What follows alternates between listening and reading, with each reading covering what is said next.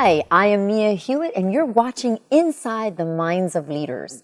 And I have an amazing guest today. His name is Jeffrey Liu. He has been written about in Vanity Fair, the Paris Review, the New Yorker, the New York Times, and he was homeless at the age of 15. So, welcome. Hi. That's a story. Yeah? Yeah, lots of stories, That's actually. a lot of story. Sure. How in the world did you go from being homeless at 15 to the renowned artist that you are today? Like I said, there's no real formula for anything. You're not going to find it. There's no procedure. There's no equation that you're going to solve. You follow that nose and you completely trust yourself and pretty much not care about what anybody thinks one way or the other. Because if you're Jesus Christ herself, the first thing you're going to learn is that some people will love you, some people will hate you, and some people won't care about you one way or the other. So if it breaks down that way, you might as well just follow that nose. I read a poem by Walt Whitman, and this is just an excerpt.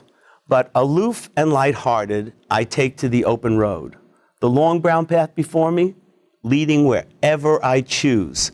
Henceforth, I ask not good fortune, I am good fortune.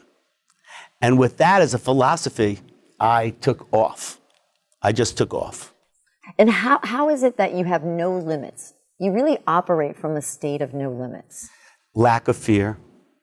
The lack of fear. I don't care what you think of me. I really don't. And I leave a disapproving wake of people behind me. So if you ever run into some people that know me, they'll tell you. They used to call me an art gangster. So what would you say makes a great leader in art? A great leader in art is simply somebody who has something to say, a specific something to say. In other words, I'd rather see a piss-poor painting with something to say than a beautifully executed picture with nothing to say.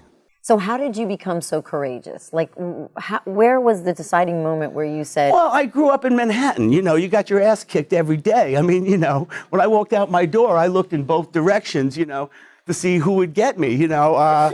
So very little scared me. What would you say are the key habits or the key disciplines that somebody could actually implement today that would have them be successful? Leave yourself alone. Don't ask any questions and trust what you do. So do you have a rule that you say it's better to go right into the fire? Yeah, you jump in. Believe me, if you're brave, you just take that flying leap and everything seems to work out. Think about it in your life. Think about how you worried about something and then it didn't happen. It didn't actually happen. You know what I mean? So Look, how do you stop the worry?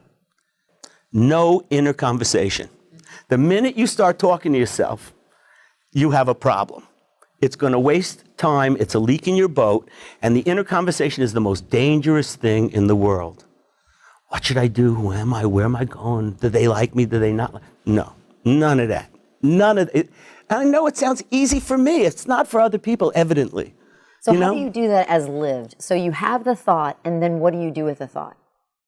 Create it. Make it happen. Okay. Actually build on that thought. So, but in the minutia, when you get caught up in the minutia, how do you get out of it? Well, I just don't pay attention to it. You ignore it. So like you would ignore an annoying child. You'd ignore them. If you give them attention, they'll be more annoying. So you give it no attention. In other words, you're alone. You're born alone. You'll die alone. You're all alone, so you might as well live exactly the way you want to live. Follow that nose and trust it. I promise that works. That really works. The minute you raise questions, all these questions in your head, I ask questions about art. I ask questions about the validity of art, the power of the art. You know, I met so many great artists, and they like when I met Rauschenberg, he didn't care about who he was. He wasn't thinking about who he was. He was making things and putting things on canvas. And Andy Warhol was like throwing his society right back in your face. You know, that's what he did. He took a society and he just said, "Here, buddies, Campbell's soup cans." You know, and that was the kind of art that made. You know, when I walked into the Whitney, and I saw Elsie the cow plastered on every wall of the Whitney, it was like a deep breath, like.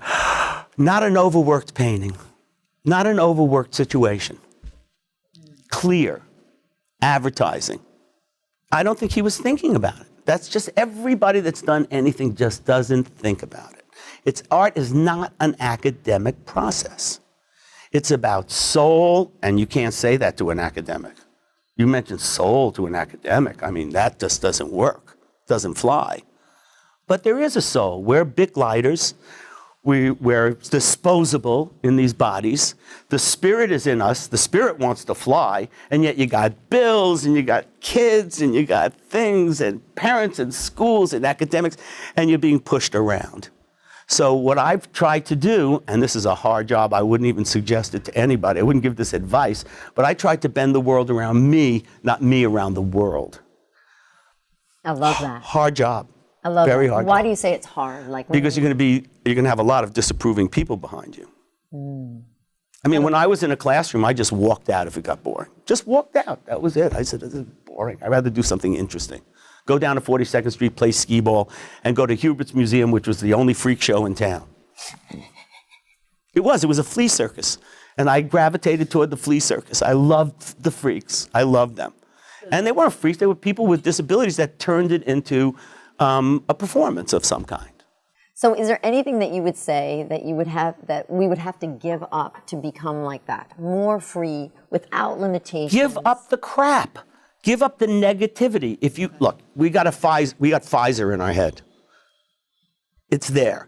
A negative thought produces negative chemicals.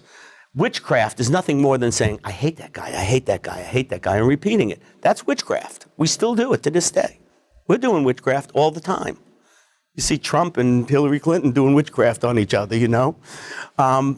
The idea is to be free, to free up your mind, let the mind flow, and not let things get to you so you don't get something that you wanted. So you get something else. You create something. You don't find your place in this world. You make that place happen. You don't find your niche. You dig that niche. I want to acknowledge you for just an incredible man that you are. Thank you. You are such an anomaly, but so needed and so wanted in this world that you break every mold and every rule that there is. I'm not trying. I'm really not trying. It's not a conscious or intellectual effort. I just know that I didn't fit in, that I was some kind of freak myself, and that I tried to make the best of it. That's all. I use my disadvantages as advantages. Well, if you have enjoyed this conversation immensely, sign up. Go to www.miahewett.com, join our community, have free trainings, live events, and special promos not seen anywhere else.